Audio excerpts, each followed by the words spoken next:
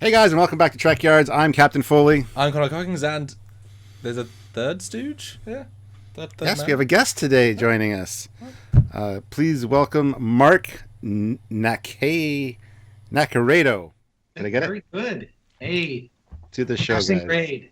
You graduate from the academy. So, Mark, tell us a little about yourself and any past projects you've done. We're here to discuss something in particular, but let's get to know you first. What's going on with you?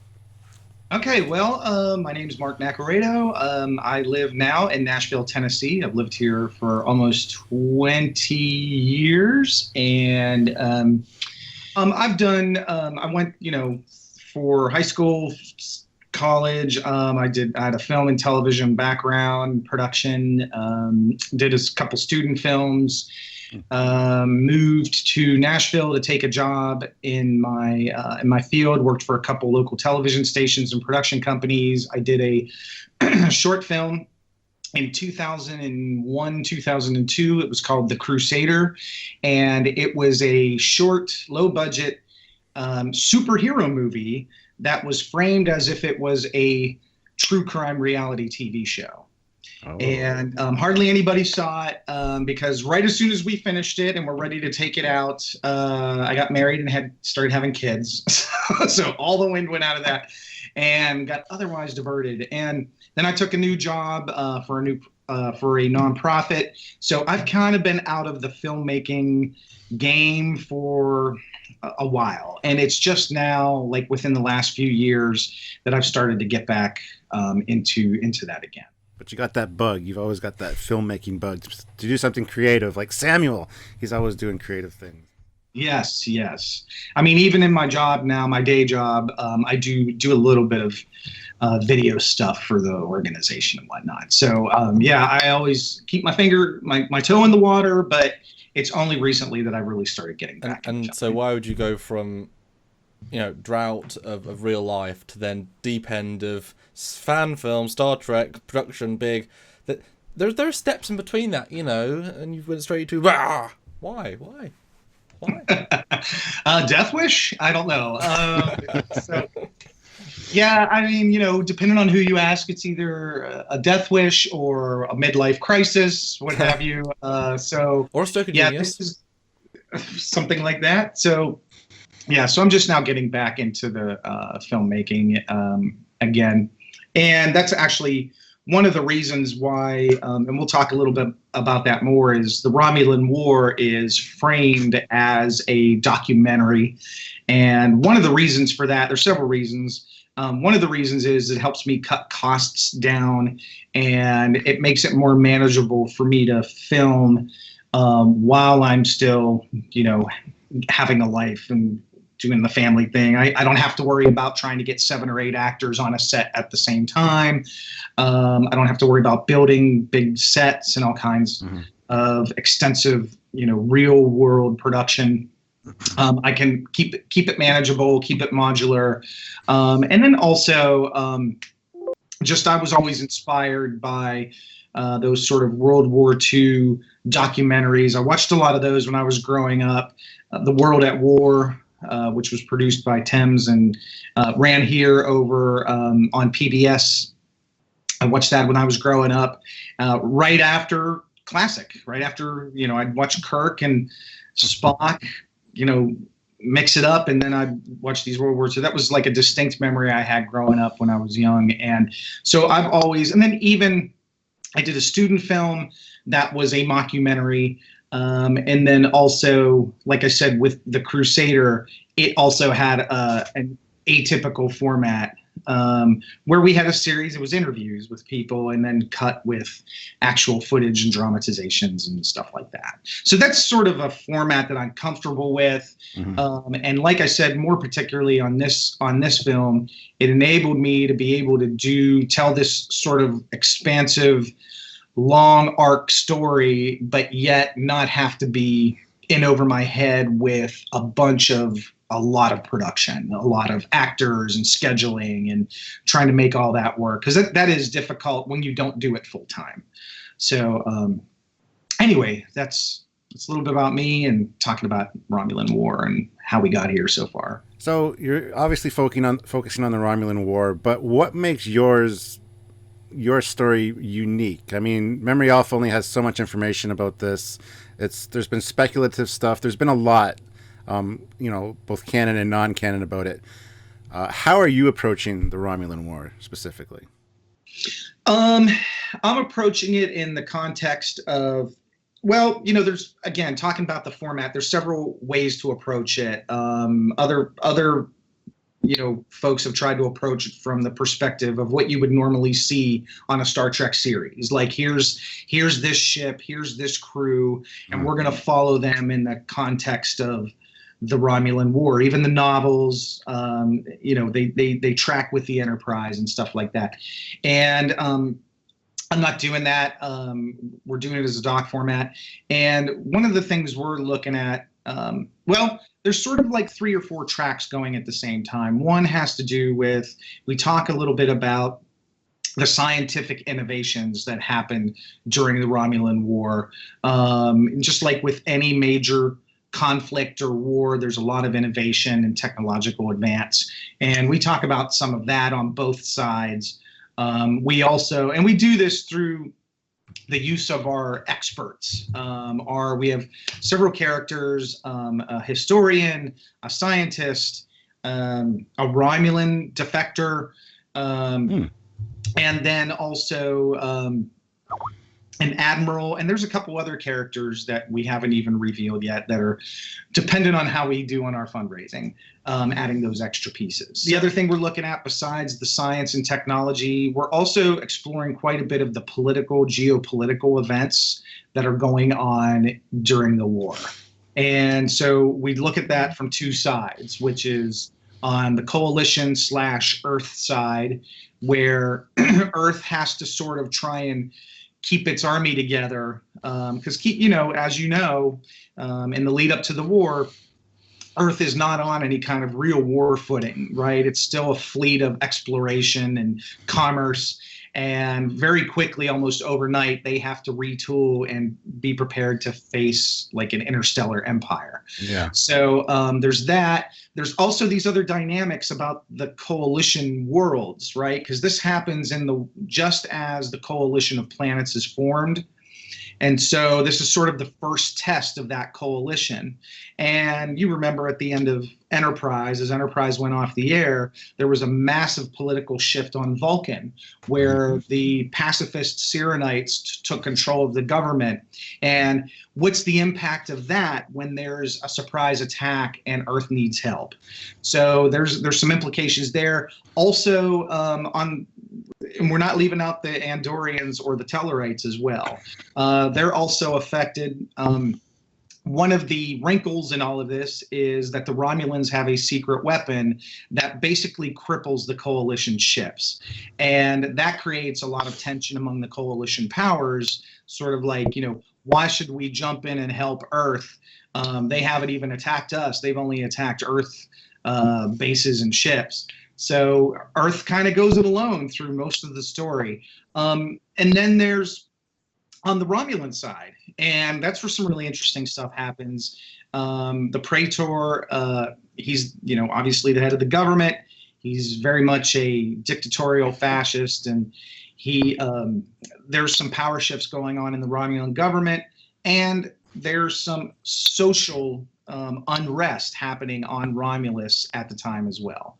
So we track some of that, sort of like what are the challenges that the Romulans face in executing a war that they started.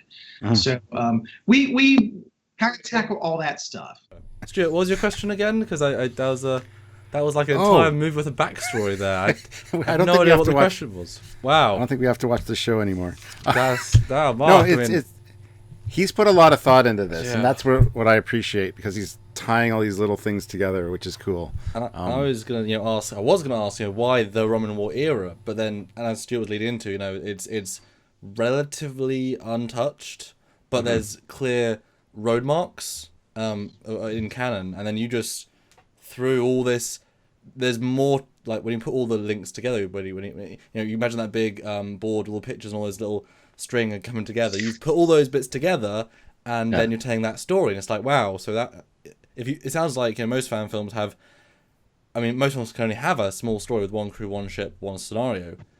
You're telling the intergalactic politics of one of the biggest wars of the fictional universe of Star Trek, of our bit anyway. Right. I mean, there's very little, like you said earlier, there's very little that we actually know about the Romulan War.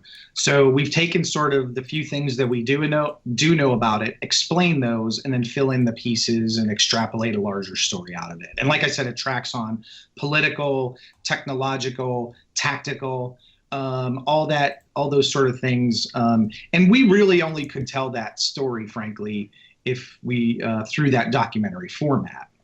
Certainly with the time restrictions that the guidelines have. So yeah, it will probably be a more complete, more expansive telling of the Romulan War than folks are used to seeing. And we are dropping in, and I just want to make sure folks understand it. It's not just a series of combat scenes. We are going to be dropping in sort of logs and journals from people who were affected by the war, not just Starfleet people, but also civilians and scientists, and from the Romulan side too. So it really is more like, Civil War, which was a Ken Burns series that ran here in the States on public television. So it is more like a historical documentary. If you are coming into this thinking that we're going to track a captain and his crew and find out their secret mission and their character arc through, that's not this project. That's not what you will get. You will see more like a World War II or a Civil War documentary. Okay, cool. Well, because this is Trekyards, and we're all about the ships, what can viewers look forward to in that regard? Are there any new ship developments or new ships we might see? I don't know what to expect, so what's going on? Yes, there are new ship developments. We've got two major new designs for the film, and at this point, I will probably on Trekyards has shown in previous episodes what we're looking at. One is the Stormbird, which is a new. He's talking about feigning ignorance. He's like, "Are there any new ships, Mark?" Reference it in the box. Look at the links down below. Are there, Mark? Yeah. So the Stormbird is a Romulan battlecruiser. There's also the first Starfleet battleship, the Yorktown class ship, which began construction after the Xindi incident several years earlier. So those are the major new starship designs. Certainly Sam was a key player in helping develop those. If he wants to, I will cede the floor to Commander Hawkins if he'd like to speak about those. Well, they're great. They are, and we've looked at some of these already. So go check out the links, guys. Yeah, we've done pretty full looks at, and yeah, fun. I mean, I think when Torn to Mark originally, you were a bit more not cagey, but you were okay to just stick with the defaults a bit more. But I think we worked together to say, well, no, let's develop that. Let's push it more into both the canonical, but the one step further, because as you said, Mark, earlier, in War, you would develop new things, and I know you wanted to have a new ship for the Romulans, but we went down a slightly different direction, but it all makes sense and such. And there are other ships that are new in the film, I should know, quite a few. Just sort of thrown in, aren't they? And one he told me to make, that I made as a fun one with a single nacelle sort of hint, so if you want to go into that one or not there. Some things, I don't know. Up to you, Mark. There are a couple other ship designs that Sam has graciously graced the production with. Me and the team. Yes, I think people will enjoy those as well. They don't get as much airtime or screen time as the Yorktown or the Stormbird. But that's kind of the fun, though. You've got these pivotal players, but it's a war. You've got these. Well, I think we talked about how many ships the NX era would actually have, and I think it's like less than 30 or 40. You know, it's going to be pretty small. But you've still got all these different ships, all for different purposes. But just seeing one in the background for 2 shots, I mean, people notice. Stuart will notice. Mostly I'll tell him, and then he'll be like, "No, anyway." It's great to see background things because it should be a flowing, wide world, you know. And one that you should mention that you want to bring the Franklin into it, the slightly confusingly canon Franklin, because it's canon, but it's not designed to be canon. Weird ship. Well, yeah, there's been a retconned, I don't know, Franklin, and that's more consistent with the NX universe. And you know, we on our website www.theromulanwar.com we go into a little more detail about some of the ships. And the one I've been surprised, I guess I shouldn't be surprised, that I keep hearing so many people talking about is the Daedalus. And I mean, that has some closet secret following that I was unaware of, because people are always like, I saw your video, the Daedalus is in it. Oh my God. And so people are really excited. Yeah, people are really excited about seeing that. So, but yeah, there's a bunch of different ship designs. I think, and all of those are consistent with canon. There's, you know, and it's important for people to figure that out too. Is, you know, of course, every conversation about canon has to begin and end with is Star Trek itself contradicts its own canon multiple times throughout the franchise. But yeah, there's just because you haven't seen something on the show or in a movie before doesn't mean it doesn't exist. It just means you haven't seen it. So we just have to make sure that it doesn't contradict anything that we've seen before, and I think we do that. Yeah, lots of conversations about that in a good way. Like lots of hours, because I mean it's important. It's you know, I mean, come on, if we're going to be involved, it needs to be a thing. You know, it needs to make sense. Right. But, you know, Star Trek is still surprisingly consistent given all the problems. So why throw a spanner into the NX era? You know, why throw blue torpedoes at quantums? It's like, or you know, the equivalent of quantum. It's like, no, because then there's later, and just ride the wave of the era. You know. Yeah. So more conversations happened between you two than the Discovery guys, I guess. I'm not going to comment on that. Anyway, is there anything else we can look forward to, like prop wise? Any new costumes? Anything that developed that way, or no? Pretty much the same. You know, some of that depends on, like, you know, as I mentioned in the pitch video, we've shot about anywhere from 65 to 75% of our footage. Well done, by the way. That's very impressive for pre-kickstarted. Like, I've already got the footage. Oh, cool. You know? Well, I know that one of the things that, to me, this is me personally, one of the things that was always a deterrent for me or I wouldn't say deterrent, but made me, I always, when people put out fan films and they're trying to fundraise, I really kind of want to get an idea to see what it is they're trying to do. And some of the films, like, they haven't shot anything yet, or they'll shoot like a behind the scenes or a test shot. Nothing real, yeah. Right. And so that's what we really wanted to do, is get some footage in the can and let people take a look at it. And whether that helps or not, I'm not sure. But that's just something we wanted to do. We did get a lot of our footage shot, but we have left room. There are some more scenes and characters that we're going to be adding. Certainly there's going to be costuming involved with that. We've already got, you know, some original costumes that our characters in the series are wearing. Though that's what's interesting, is several of them were civilians. So it's not like they're, you know, NX era outfits or whatever. That's the other thing too, is, and people may not, I got a question about this already, was when does the documentary take place? And so the framing device. I love this. This is one thing that sold me on it. The framing device, like, imagine the easiest way to think about it is, if you serve on Picard's Enterprise and you wanted to find out about the Romulan War, you would go hit a button and the memory alpha tape would roll, and this is what you would be watching. So the framing device is the documentary, The Romulan War, exists in the 24th century. Yeah. And but the events that are being told or explained throughout take place in the 22nd century. Which logically means all the footage you see is a holodeck recreation. That's correct. That you're watching in 2D instead of 3D. Or 4D if you want to walk in and exist in it. So you're watching, you ran out of credits and you can't afford to go into the holodeck to reenact the Romulan War. Hey, you're no Riker. You're no commander of a Galaxy-class starship. You just can't do that, you know?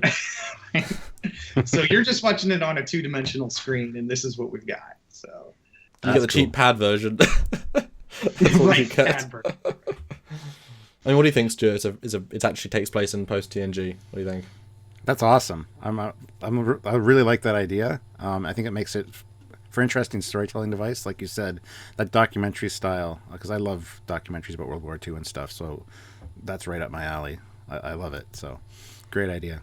Do you think it pulls away from... Hold on, Mark. Do you think it pulls away from, like, you get less time with the NX characters or the NX era stuff? Because obviously if you're trying to... You know, like Mark said, you're not getting a main lead who's an NX. You're listening to a Romulan more than an NX captain that could be, or do you prefer the grander scale implications of it? Like, what do you think you'd rather... Like, for you as a person, do you like documentaries that have more of a human, personal touch or more of a bigger arc? Bigger arc. I love the fact that you get the Romulan... traitor perspective and things like that. Well, not traitor. That's a bit... Mark, back me up. It's not traitor. Defector. There you go. Well, I probably mischaracterized, and this all came up when our last trailer dropped, where we see Kobalas, and he is the last surviving member of the Tau Shiar. All of his colleagues were killed either by the Dominion or when the Hobus supernova took out, the Romulans. So he's the last of his kind, and he himself has a disease, and he is dying. So he's living out his final days on Deep Space Nine and unburdening himself with the secrets of the Romulan War from the perspective of the Romulans. So everything we see that's being told about the Praetor and all the developments that are happening on Romulus are weird. Nobody knew these stories until now. So so that's sort of the hook there. Very cool. And not to be shameless, but I know the plot and the ending is really good. Not to be shameless there, but it's a really good end bit. And here I am just out in the cold as usual, not knowing anything. Well, the good guys win. Is that a spoiler alert? No. Well, do they? No. Perspectives. Or do they? Now, you did mention earlier, and I think this is worth mentioning because people are going to ask and wonder, CBS fan film guidelines. How are we dealing with those? The energy of that question. Well, it has to be asked. It's going to be mentioned in the comments. I thought I might as well present it here. So, well, I'm glad you're asking it like that. I've been surprised at how many people have been like on Facebook and on comments threads saying, "You can't make any fan films. CBS made that illegal." I'm like, no, they haven't. I mean, it's. I've been surprised at how many people believe that fan films are over, that you can't do them anymore. No, you can do them, but they do have the guidelines, for better or worse. There are some that make sense to me, some that do not make any sense whatsoever. And I'm not the only one that thinks that, but it is what it is. And we are trying to be as, fair, faithful, and compliant to the guidelines as we can. But yeah, we do want to tell our story, and rest assured that we are not going to get shut down. We will tell our story. We will be in line with the guidelines, and fans are gonna like it. And to be fair, you're only asking for 1/10 of what you can ask for. It's $50,000 per part, so $10,000 is 1/10. Right. That's a lot of bang for the buck.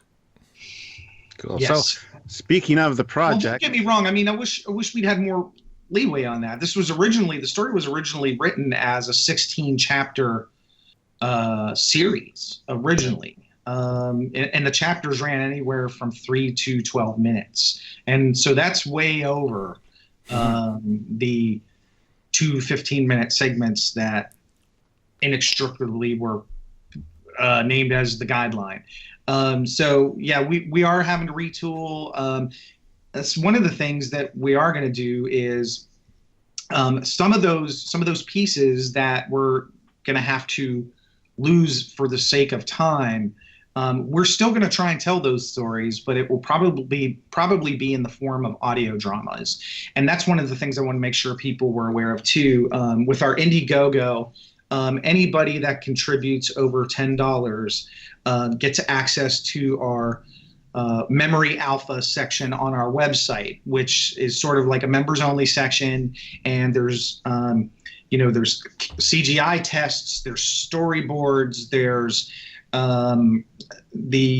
trailers that nobody has seen yet, and all kinds of extra content, including a series of audio dramas that we're going to be releasing too. And those are sort of like as if you found extra like captain's logs or journals or something like that. There will be audio dramas not just written by me, but some other writers that I've contacted with, made connections with. And those will be available through Memory Alpha as well. And those will fill in some of the gaps that we've had to sort of deal with as we try to be compliant with the guidelines. And as we know, guidelines don't cover audio dramas at all. Completely separate. So you do whatever you want with audio dramas. Mm-hmm. So, cool. And those are some interesting stories too. Yeah. But speaking of the project and helping you, can you tell everybody out there who wants to contribute where they can go and what they can do to help you out? And add on to the end of that, talk about the perks, because what's cool? What's cool? Well, where they can go is primarily, and I hate to send people directly to Indiegogo because you have to do a whole bunch of searching and stuff through that. So what we tell people is go to our website, www.theromulanwar.com. theromulanwar.com, and you will see all the links directly to the Indiegogo page there. And while you're there, you can check out some of the other stuff we have on the website that fills in the content gaps. What we would like from them is for them to contribute. We are not at, as we record this, we are not at our goal yet. So we need to get to that. We need to get to that goal so that we can do everything that we want to do and keep the quality high. And that's the thing, is we are going to release the film. It will get out there. The question is how expansive is the story going to be? If we don't hit our goal, we're going to have to cut corners, and I don't want to do that if I can avoid it, because we've gotten the story down pretty tight. The quality is high, and we want to keep it that way. So that's what folks can do. Like I said, the donations start at 10, and the perks. So there's one of the things we tried to do was, it's a fan film, right? So we're trying to actually include the fans in the filmmaking process. At some of the contribution levels, you can actually get your voice in it. So if you've ever wanted to be in a Star Trek fan film, whether it's your voice or your personage, your video, we can do that. So we have 2 different perks where you can contribute a voiceover, and it's very simple. We just send you a script, you record it on your device, or if you have a microphone, do that, and then you send us the file and we can get that put in. You're following our script instructions. We don't have any problems there. And then same thing with the video. Like I said, part of our format is we have, civilians, colonists, people who are in danger or sending out calls for distress. That could be you. That could be you making that, being in the Star Trek fan film, The Romulan War. That's one of our perks. Same thing. We send you a script. You record it either on your phone or, somebody that has one person asked us, do I need a green screen? No, you don't need a green screen. We can talk about how you do that. You can go stand in front of a dark wall and here's this, and I know that, so I can send them that particular scene where we don't need the green screen.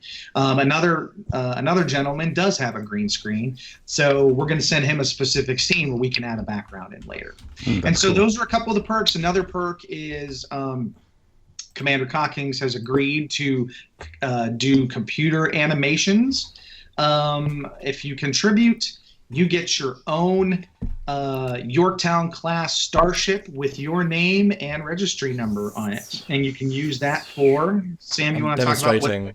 Yeah, you can use that for on your replace website, this with CG. There you go. Facebook page. So that's kind of the. It'll be shiny. That's very cool. I love the interactivity of the perks there. That's really neat. Yeah. But mention the posters, because I put a lot of hours into those, Mark.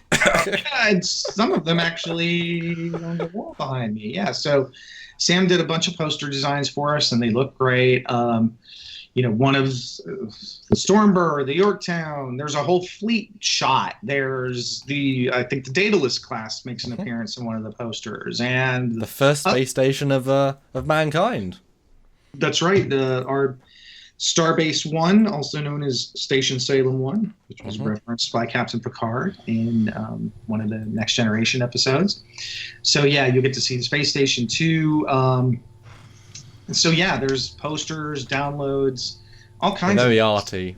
I recommend them. He would. Very proud of those, actually. I really like doing them.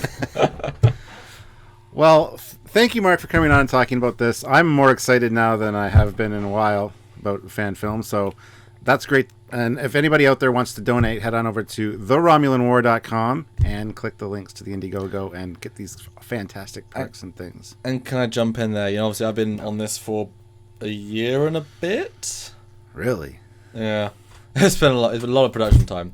I found out about it like a month and a half ago that you've been helping this. I definitely mentioned... You don't mention anything. Okay. You don't have Section 31 clearance. I'm a captain. I should have Alpha Sigma Only clearance. a captain. No, I mean, obviously the question of fan films. Most fan films are TOS. A lot of fan films are post TNG, but they're the older style, with the technology that was available in the early 2000s. Enterprise is not one that's been hugely looked at. Obviously, you've got the Excellent Horizon. You've got Pacific 201, which is sort of in between. And while people don't necessarily like prequels, this is a prequel holographic recreation of a sequel, and a sequel to 09 technically, for better or for worse, but in a better way than it is These Are the Voyages, and it's actually interesting, unlike those last two things. No, it's great because it's not relying on the Enterprise only designs. It's not limited to that. There's a lot of expansion, but within it makes sense, and so you actually add something to the discussion, and we've done these two episodes, and both have been interesting evolutions for different reasons, and people have mostly been positive on or thought very distinct thoughts. It's like the J, they would love it or hate it. It's very distinct. So I think even though it's an Enterprise film, it's not an everyday Enterprise film. It's as you said, very specialist. As a documentary, you get a real sense of scope, and you'll see a ton of really interesting things because you think about the Enterprise tile sequence, the Voyager tile sequence. You have some beautiful visuals. You can cram a lot of visuals into a very short amount of time if you do it in a certain way. And so, same thing. We can cram a lot of great visuals, a lot of great ideas in. And I've seen the acting. And I hope you guys have seen the acting in the trailers. It's really good. A lot of good stuff in a relatively easy to make package. Relatively, no sets, no whatever. So it's Mark's done a good script. I'll pimp that out right there. It's a fun thing, guys. You should donate if you want to see it because it's worth seeing. And it's different. There you go. All right, so thank you again, Mark, for joining us. And guys, go help him out if you can. So until next time, I'm Captain Foley. I am Commander Cockings. And I'm Mark Macarado from the RomulanWar.com. Go check it out, guys. Bye. Bye, guys.